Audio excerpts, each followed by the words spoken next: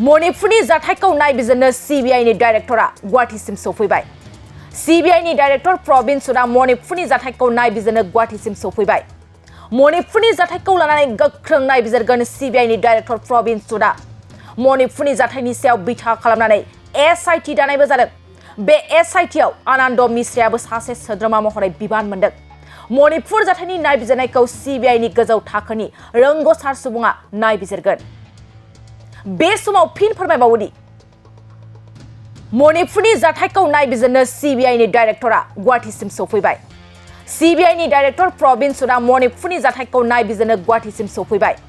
मणिपुरनि जाथायखौ लानानै गोख्रों नायबिजिरगोन सीबीआईनि डाइरेक्टर प्रवीण सुदआ। मणिपुरनि जाथायनि सायाव बिथा खालामनानै एसआईटी दानायबो जादों।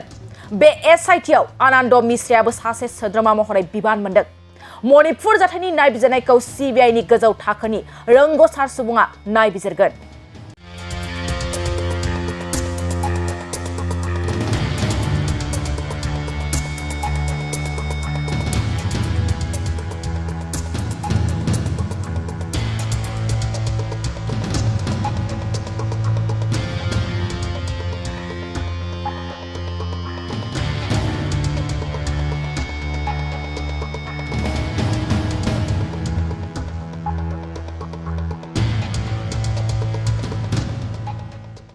सेरफांगुरि बाजार शोरूमआ क्रिसमासनि धमाका अफार लाबोदों।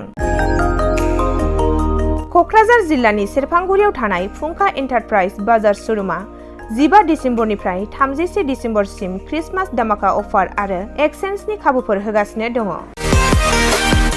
नोंथांमोना सेरफांगुरियाव थानाय फुंखा एन्टारप्राइज बाजार शोरूमजों लोगोसे कुसुगाव फेस्टिभ आउटलेट, सराइबिल फेस्टिभ आउटलेट, चिरां जिल्लानि सान्तिपुर फेस्टिभ आउटलेट आरो धुबरी जिल्लानि थामाहाट फेस्टिभ आउटलेट ब्रान्च शोरूमावबो खुंफुंजानाय क्रिसमास धमाका अफार एक्सचेन्जआव फैनानै नोंथांनि लुबैनाय बाजाजनि बाइकखौ लांफैनो हागोन।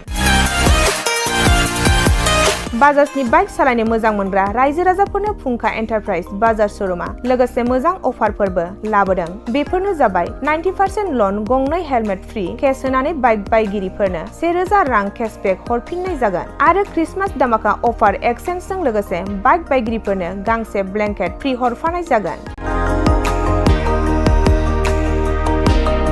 फुंखा एन्टारप्राइज बाजार शोरूमआ आरो मोजां खाबुबो होबावदों।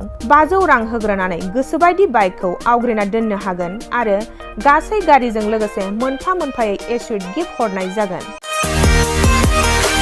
आबुङै मिथिबावनो थाखाय 8158725656 आरो 9101547892 जानबुं नम्बराव खौरां लाहरनो हागोन।